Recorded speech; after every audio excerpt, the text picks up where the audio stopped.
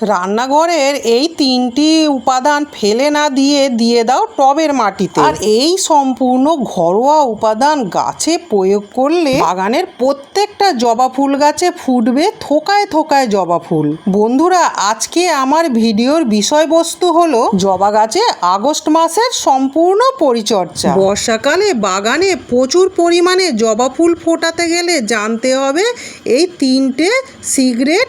কারণ সব সময় গাছে খাবার প্রয়োগ করলে যে প্রচুর পরিমাণে ফুল ফুটবে তা কিন্তু নয়। যে গাছে এতদিন পর্যন্ত কোনো রকম ফুল ফুটছিল না সেই গাছেও তোমরা কিন্তু প্রচুর পরিমাণে ফুলের দেখা পাবে। এই টিপসগুলো ফলো করতে পারো, তাহলে কিন্তু তোমাদের বাগানেও বর্ষাকালে প্রচুর পরিমাণে জবা ফুলের দেখা পাবে। আর আজকের ভিডিওটি আমি সম্পূর্ণ দেখার জন্য অনুরোধ করলাম, একটুকু স্কিপ করে চলে যেও না কিন্তু বন্ধুরা, তাহলে অনেক কিছু মিস করবে। নমস্কার বন্ধুরা, কেমন আছো সবাই? আমি খেয়ার, আমার ভিডিওটি দেখার জন্য স্বাগত। বন্ধুরা, জবা গাছ কিন্তু আমাদের বাগানে বর্ষাকালে গ্রীষ্মকালীন জবা ফুল, যেমন গ্রীষ্মকালে জবা গাছে প্রচুর পরিমাণে ফুল ফোটে তেমনই বর্ষাকালেও প্রচুর পরিমাণে ফুলের দেখা পাওয়া যায়। যেহেতু ছাদ বাগানে জবা গাছটি আমি টবে বসিয়েছি, তার জন্য টবের মাটির গাছে পর্যাপ্ত পরিমাণে খাবার দিতে হবে। আর এই গাছগুলোকে যেখানে সারাদিন 6 থেকে 7 ঘন্টা রোদ থাকে সেই জায়গাতেই জবা গাছকে রাখতে হবে। কারণ বৃষ্টির জল আর রৌদ্র জবা গাছে দুটোই প্রয়োজন। দুটো পেলে কিন্তু গাছে প্রচুর পরিমাণে গ্রোথ হবে আর প্রতিটা ডগায় ডগায় কুঁড়ি আসবে। বন্ধুরা, এবার বলবো আমার জবা গাছের সিক্রেট টিপসটি। বাগানে জবা গাছে একবার ফুল ফুটে যাওয়ার পর গাছের মধ্যে যে ফুলগুলো শুকিয়ে যায় বা হলুদ হলুদ পাতা হয়ে যায় সেইগুলো সব আমাদের তুলে ফেলে দিতে হবে। একদম গাছটিকে পুরো পরিষ্কার করে দিতে হবে। তোমরা যদি মনে করো যে ফুলগুলো আপনি থেকেই ঝরে পড়ে যাবে আবার নতুন করে কুঁড়ি আসবে, তা কিন্তু নয়। গাছে যখন ফুল শুকিয়ে যায় বা হলুদ হলুদ পাতা হয়ে যায় সেইগুলো সব আমাদের হাতের সাহায্যে তুলে ফেলে দিতে হবে। দীর্ঘদিন পর্যন্ত যদি গাছের মধ্যে থেকে যায় তাহলে কিন্তু গাছের গ্রোথ কমে যাবে। জবা গাছে কিন্তু নতুন ডগা গজালে সব সময় ফুল আসবে। চলো বন্ধুরা, আর বেশি কথা না বলে এবারে সিক্রেট 3টি টিপস দেখিয়ে দিই। প্রথমেই তো নিয়েছি 1 মুঠো পেঁয়াজের খোসা, আর ওই যে রান্নাঘরের ফেলে দেওয়া পেঁয়াজের খোসা। আর পেঁয়াজের খোসা তো আমাদের বাগানের প্রতিটা গাছেরই উপকারী একটি জিনিস। তারপরেই নিয়েছি আমি 1 চামচ চায়ের গুঁড়ো, এটা পিওর চায়ের গুঁড়োই আমি নিয়েছি। তোমরা চাইলে চা তৈরি হয়ে যাওয়ার পর যে চা পাতাটি ফেলে দেওয়া হয় সেটাও নিতে পারো, তবে আমি সেটার বদলে পিওর চায়ের গুঁড়োই 1 চামচ নিয়েছি। তাহলে কি কি নিলাম? 1 চামচ চায়ের গুঁড়ো নিয়েছি আর 1 মুঠো পেঁয়াজের খোসা নিয়েছি। চলো আরেকটি নতুন জিনিস দেখাবো। এটা কিনেছি, দেখো এইটা কাঁচকলা খেয়েছিলাম, কাঁচকলার খোসাটা নিয়েছি। যেহেতু আমার পাকা কলার খোসা ছিল না বা থোড়ের ওপরের অংশটা মানে কলা গাছের ছালটাও ছিল না, তার জন্য আমি কাঁচকলার খোসাটাও আমি কাজে লাগিয়ে দিয়েছি। এটাও ফেলে না দিয়ে আমি আমার গাছের জন্য কাজে লাগিয়ে। তাহলে দেখলে তো বন্ধুরা, এই 3টে উপাদান দিয়ে আমি এত সুন্দর একটি তরল সার করব যে জবা গাছ কেন বাগানের প্রতিটা গাছে উপযুক্ত খাবার। আর এই কাঁচকলার খোসাটা আমি ভালো করে কুচি কুচি করে নিয়েছি, দেখতেই পাচ্ছ আমি কেমন কুচি কুচি করে নিয়েছি, আর তোমরাও এইভাবে কুচি কুচি করে নেবে। আর এখন যেহেতু বর্ষাকাল চলছে, বৃষ্টির জল নিয়েছি আমি প্রায় 2 লিটারের মতো। দেখো আমি 2 লিটারের মতো একটি গামলাতে বৃষ্টির জল নিয়েছি। অন্য জল নিলেও হবে, যেহেতু এখন বৃষ্টি পড়ছে তাই বৃষ্টির জলটাই নিয়েছি।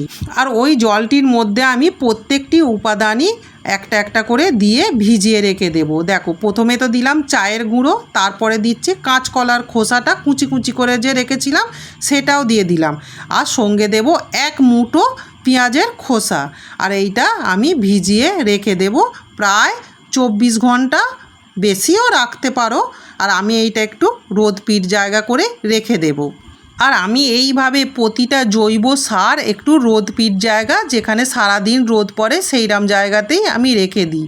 আর আমি যখনই জৈব তরল সার তৈরি করি একটু রোদপিট জায়গাতেই রেখে দিলাম, আর এটা আমি 24 ঘন্টা রেখে দেব। দেখো এবারে 24 ঘন্টা পর আমি এই যে খাবারটি করেছিলাম, তরল সার যেটি করেছি, দেখো রং হয়েছে, দেখো পুরো গাঢ় লিকার চায়ের মতো। আর এই তরল সারটি আমি বাগানের প্রতিটা গাছেই ব্যবহার করি। আর তার থেকে আমার বাগানে জবা ফুল গাছ কেন, প্রতিটা গাছেই থোকায় থোকায় ফুল ফোটে। আর এইটা আমি ছেঁকে নিয়ে নিলাম একটা বালতির মধ্যে। আর তোমরা তো জানো প্রত্যেকটা উপাদানে এক একটি করে গাছের খাদ্য যোগায়। যেমন পেঁয়াজের খোসায় আছে ক্যালসিয়াম, পটাশিয়াম, আয়রন, ম্যাগনেসিয়াম, আবার ছত্রাকনাশেরও কাজ করে। আর কলার খোসাতে তো ক্যালসিয়াম, পটাশিয়াম, ম্যাগনেসিয়াম থাকার কারণে গাছের ফুল ফোটাতেও সাহায্য করে। আর দেখো বন্ধুরা, যে লিকুইড তরল সারটি নিয়েছি আমি একটি কাঁচের গ্লাসে করে 1 গ্লাস নিয়েছি। পুরো এটা পিওর তরল সার, যে 2 লিটার বালতির মধ্যে আমি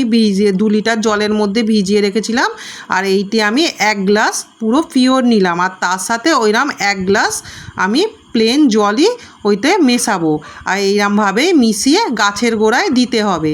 আর এরম পাতলা করেই দিতে হবে। আর এটাই একদম উপযুক্ত খাবার। আর যেহেতু আমি 2 লিটার জলেতে ভিজিয়েছিলাম, আরও 2 লিটার জল ওর সাথে পাইল করে দিতে হবে। আমি এটা গ্লাসে করেই দেখালাম, এইরকম পাতলা করেই দিতে হবে। হাফ হাফ জিনিসটা নিয়ে গাছের গোড়ায় প্রয়োগ করতে হবে। আর এতে জবা গাছে একদম থোকায় থোকায় ফুল ফুটবে আর কুঁড়িতে ভর্তি হয়ে যাবে। আর তো তোমাদের বলেইছিলাম খাবারটি দেওয়ার আগে জবা গাছে যত শুকনো শুকনো ফুল আছে, পাতা হলুদ হয়ে গেছে, সমস্তটাই তুলে ফেলে দিতে হবে।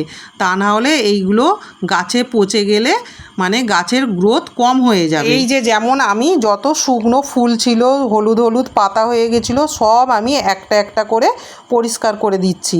তারপরে এইগুলো পরিষ্কার করে দেওয়ার পরে যে সমস্ত নতুন শাখা বেরোবে, সেই শাখাতে আবার জবা ফুল ফুটতে শুরু করে দেবে। আর চায়ের গুঁড়োর উপকারিতাটা তো তোমাদের বলাই হলো না। চায়ের গুঁড়ো বা চায়ের লিকার গাছের গোড়ার কীটনাশকেরও খুব কাজ করে। মাটির উর্বরতা, নাইট্রোজেন মাত্রাও বাড়িয়ে পিঁপড়ে বা ক্ষতিকারক পোকা দূর করতেও সাহায্য করে। হ্যাঁ বন্ধুরা, যে তরল জৈব সারটি আমি তৈরি করেছিলাম, সেই জৈব সারটি গাছের গোড়ায় দেওয়ার আগে টবের মাটিটি ভালো করে খুঁচিয়ে নিতে হবে। আর যখন এই তরল সারটি গাছের গোড়ায় দেব, মাটিটা শুকনো অবস্থাতে দেওয়া দরকার আছে। মাটি শুকনো অবস্থায় তরল সারটি দিলে গাছটি দ্রুত বৃদ্ধি পায় আর ফুল ফোটাতেও সাহায্য করে।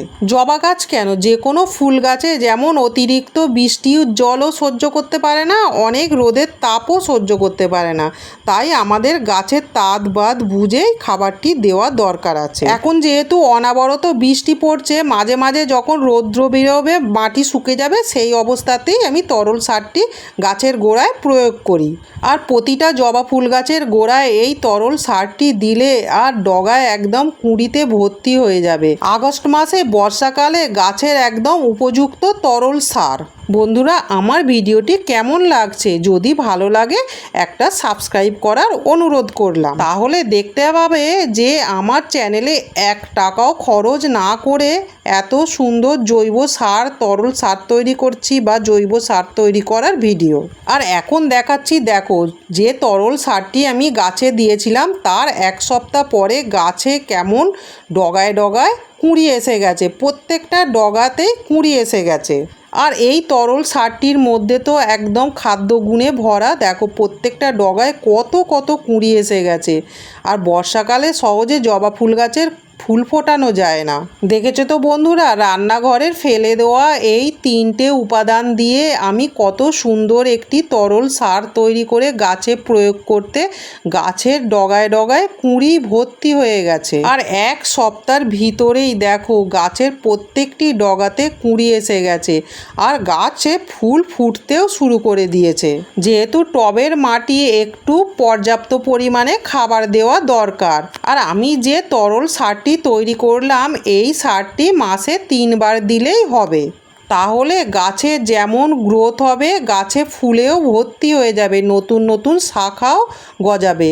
আর প্রত্যেকটা শাখাতেও ফুলে ভর্তি হয়ে যাবে আর কুঁড়িতেও ভর্তি হয়ে যাবে। আর আমি সেটা তোমাদের পরস্পর দেখিয়েই দিচ্ছি। আর ওই তরল সারটির বিনিময়ে পাবে গাছে থোকায় থোকায় জবা ফুল। আমি তো আমার বাগানে কোনো রাসায়নিক সার ব্যবহারই করি না, কারণ রাসায়নিক সার ব্যবহার করে আমি একবার ঠকেছি। কারণ রাসায়নিক সার ব্যবহার করা তো আমি জানি না, কোন গাছে কতটুকু প্রয়োজন সেটাও জানি না। তাই কোনো গাছে বেশি পড়ে গেছে বা কোনো গাছে কম পড়ে গেছে, তার জন্য আমি রাসায়নিক সার ব্যবহার করি না। রাসায়নিক সার ব্যবহার করে আমার গাছের অনেক ক্ষতি হয়ে গেছে, আর গাছটি কেমন হয়ে গেছে আমি সেটা দেখিয়ে দেব। আর আমি যে তরল জৈব সারটি গাছে ব্যবহার করছি, এটা বেশি মাত্রায় পড়ে গেলেও গাছের কোনো ক্ষতি হবে না। আর এই তরল সারটি গাছের উপযুক্ত খাবার, জবা গাছই বলো, যে কোনো ফুল গাছই বলো, সবজি গাছই বলো, একদম এই তরল সারের বিনিময়ে যেমন থোকায় থোকায় ফুল পাবে, তেমন সবজিও গাছ ভর্তি হয়ে যাবে। আর গাছের গোড়ার মাটিতে বেশি পড়ে গেলেও গাছের কোনো ক্ষতি হবে না। বিশ্বাস করো বন্ধুরা, একবার দিয়েই দেখবে, একদম গাছের উপযুক্ত খাবার। তেমনি আমার গাছটি খাবারটি দেওয়ার পরে আমি পুরো ঘুরিয়ে ঘুরিয়ে তোমাদের দেখিয়ে দিচ্ছি। প্রত্যেকটা ডগায় ডগায় যেমন কুঁড়ি এসে গেছে, তেমন ফুল ফুটতেও শুরু করে দিয়েছে। আমার ভিডিওটি কেমন লাগছে বন্ধুরা? যদি ভালো লাগে একটা কমেন্ট করে দিও আর লাইক করে দিও। আর কমেন্টে বলো কেমন হয়েছে, ভালো লাগলেও বলবে, খারাপ লাগলেও বলবে, কারণ তোমাদের সাপোর্টেই তো আমি একটু এগিয়ে যাওয়ার চেষ্টা করি। তাই কমেন্টে ভালো লাগলেও বলবে, খারাপ লাগলেও কমেন্টে বলবে। আর আমার চ্যানেলটি সাবস্ক্রাইব করতে ভুলো না কিন্তু। আমি এর আগের ভিডিওতেও দেখিয়েছি কিভাবে আমি জৈব সার তৈরি করছি, আর সেই জৈব সারের বিনিময়ে আমি সবজি গাছে কত সবজি পেয়েছি। আর প্রতিটা সারই আমি রান্নাঘরের ফেলে দেওয়া বজ্র জিনিস দিয়েই তৈরি করি। যেমন আজকে করলাম, রান্নাঘরের ফেলে দেওয়া 3টি উপাদান দিয়ে একদম গাছের উপযুক্ত তরল সার তৈরি করেছি। আর সেই সারটি আমি জবা গাছের গোড়ায় দিয়েছি, আর জবা গাছের গোড়ায় দেওয়ার ফলে একদম থোকায় থোকায় গাছে ফুল ফুটে গেছে। আমি তো তোমাদের বলেই দিয়েছি, পেঁয়াজের খোসা, চায়ের গুঁড়ো বা কলার খোসা, একদম ক্যালসিয়াম, পটাশিয়াম, ফসফরাস, ম্যাগনেসিয়াম পুরোটাই আছে আর এই জবা গাছের উপযুক্ত খাবার। আর এই জবা গাছটি দেখো বন্ধুরা, তোমাদের বলেছিলাম রাসায়নিক সার দেওয়ার পর আমার গাছটি কি অবস্থা হয়েছে। কারণ রাসায়নিক সার তো আমি সেভাবে ব্যবহার করতে পারিনি, ওই জন্য গাছটি এইরকম তারা গ্রোথ হয়নি, কেমন হয়ে গেছে। কারণ রাসায়নিক সারের কম বেশি তো বুঝতে পারা যায় না, কোন গাছের পক্ষে কতটা প্রয়োজন সেটাও আমি বুঝতে পারিনি, তার জন্যই গাছটি আমার এইরকম হয়ে গেছে। তাহলে বন্ধুরা, ভিডিওটি আজকের মতো আমি এখানেই শেষ করলাম। দেখা হবে আবার পরের ভিডিওতে। ভালো থাকবে, সুস্থ থাকবে, স্বাস্থ্য সচেতন থাকবে। আর গাছপালা বসালে তো আমাদের শরীর মন দুটোই ভালো থাকবে। টাটা।